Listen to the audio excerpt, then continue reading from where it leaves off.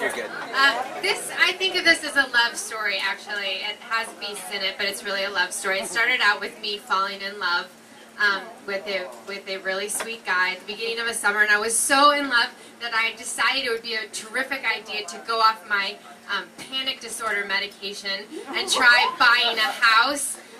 And so that went so well that I ended up homeless and had a futon in a storage and the rest of my belongings in the back of a car. And while I was house sitting for a friend, all of my belongings got stolen out of the car. And so I had a futon in storage and nothing but the clothes on my back. So it was a great summer. And all to say, in the fall, when I got an apartment and got back in therapy, I was really excited. It was an apartment in West Philadelphia, and it had a bedroom, which was awesome, a place for my bed. And so I loved this little apartment, had charm, all the charm of those Victorian homes in West Philly.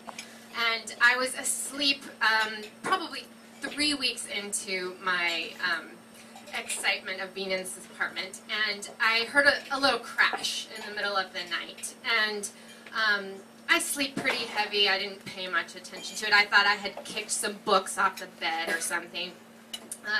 But it woke me enough that I realized I had to pee. And so I got up to go to the bathroom next to the bedroom, and I opened the door. I wear contacts, so I didn't have my contacts in. It was the middle of the night. And I opened the door to the bathroom, and I see some debris on the ground, and it seems to be ceiling tiles. And then out of the corner of my eye, I see something that I had some instinct about and thought, that's a possum tail. So I shut the door, and I just sat down on the floor outside of the bathroom, and I was like, I'm crazy in my sleep. I'm just going to wait this out and see if I might be totally imagining this. I'm just shaking myself a little bit as I'm sitting on the floor. And then I open the door again, and there's a possum sitting on the radiator staring at me.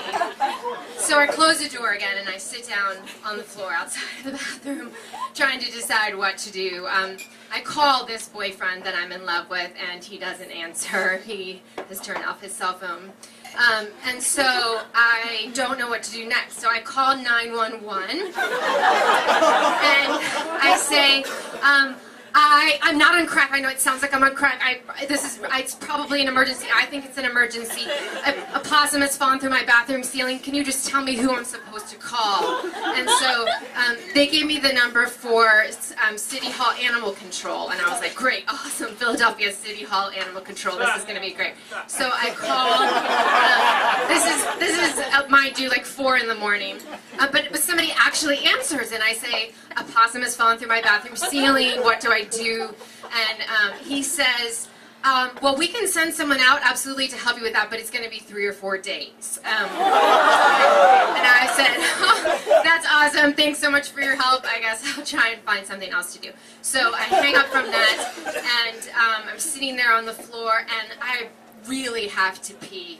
And so I think through my friends, who lives closest, who will let me into their house to pee, and I think of my friend Cindy. And so I call her up. She's the one who wakes up the earliest in the morning. She says, come over, come over. She feeds me breakfast. She calms me down. She tells me that there are people called exterminators that you can call. That was after her suggestion that we put a can of tuna into a cat carrier and just try and lure it in. Anyways,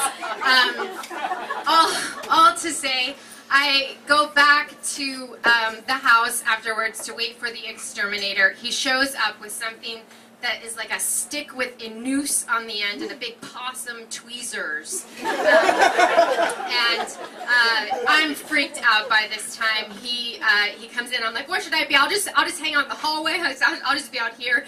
And he goes in. He shuts the door. There's a rustling around. He comes out with the possum on the noose, dragging it behind him. And I'm freaking out. We go outside, and as he's writing up the bill, he says to me, well, sweetheart, this is a baby, which means there's probably 3 or 4 others and a mother the size of a dog. So by this time, I'm just weeping. I'm saying, thank you, Mr. Possum Man. Thank you so much for your help. Thank you, thank you, thank you.